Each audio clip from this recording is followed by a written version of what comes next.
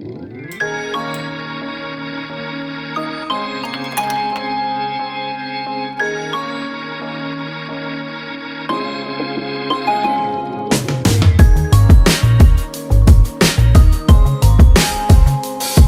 what's going on guys? It is Jack here, and today I'm showing you 10 very cool building techniques I've come across while building my mocks.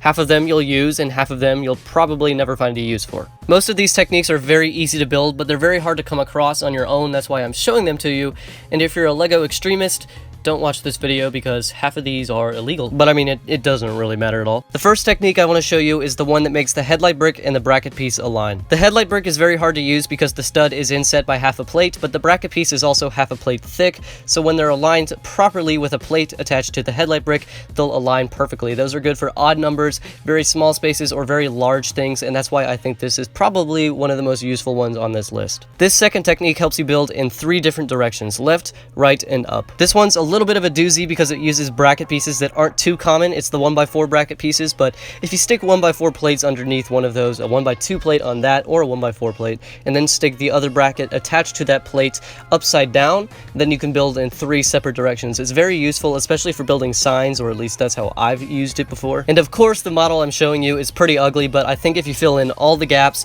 and make it all the same color, it's virtually invisible and has so many possibilities. This one is one of my favorites. This next technique is great for brick, whether it be a wall or a floor, because it makes a fantastic pattern. However, this is one of the most difficult ones to build because you have to align these tiles in a certain way, which just is very tedious and it takes a lot of effort. The actual wall itself, minus the tiles, is very simple. It's just a checkerboard pattern between 1x1 bricks with the stud on the side and plain old 1x1 bricks. The hard part is making sure that you have all the tiles aligned properly. You do have to build this in odd numbers. You have to make it 9 studs long or 7 studs long, because otherwise it just won't align properly. And because the 1x2 tiles don't have any tubing underneath them that makes them rigid, you can actually slide them along the studs to make sure that they're aligned properly, so one tile is never going to be aligned like the next one. Even though this is the most annoying one, I think this is probably one of the most useful ones on this list because it looks so good and you can use it in a lot of buildings. This next one is also a very complicated one. It's one of the more advanced techniques. This one makes a perfect diagonal using jumper plates and regular plates and a mix of headlight bricks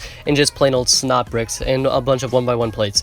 It's very confusing to actually design, and you don't really know when you're supposed to use the headlight bricks versus the actual snot bricks, and that's why it's one of the most difficult ones. And because this one is so complicated, I can't really offer a very good explanation. I've tried, but I've failed. So just look at the footage and try and replicate that, because this one is a doozy. This next technique is prominently used for flooring. It's a great one. I've used it a couple times. Basically, all you have to do is stick 1x1 bricks on a plate and turn them 45 degrees and fill in the gaps with tiles. It's very versatile, although if you're using this for flooring, I would not use 1x1 bricks. I would use 1x1 plates, 2 of them, and stick a 1x1 tile on top of that. That way, when you're done with it, you have a smooth, clean finish and a very, very professional looking build. This next one is another one that lets you build up and down. Basically, all you're doing here is sticking headlight bricks on other headlight bricks at a 90-degree angle, and then sticking plates underneath that. Then you're just sticking a Technic piece at the end of that, smushing them together, and then capping it off with whatever plate you want to. That way you can build up and down, and insert studs on both the left and the right. This next little technique is fully illegal, but it's one of my favorites. It's a great snot technique. Basically, you're using a ratchet joint, or whatever they're called, I don't even know,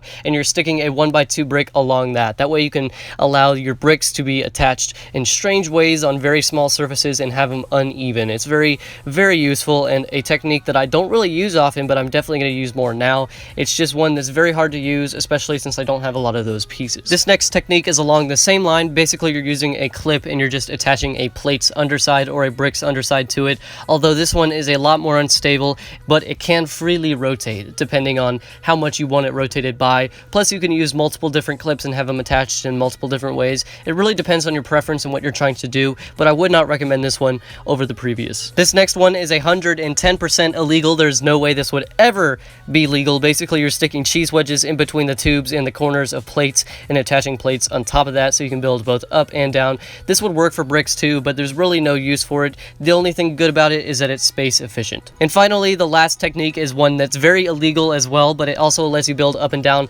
this time only with bricks. Basically, all you have to do do is stick an axle in the tube of one brick and attach another brick the same way. There's no way it would ever be legal, but it does look pretty cool. Those are all the techniques though, so if you did enjoy this video, make sure you leave a like down below because this one was relatively long compared to my other videos. I know I had a lot to cover in a very short amount of time, so if you did enjoy, leave a like down below. If you're new here, subscribe. But as always, thanks so much for watching, and most importantly, take care.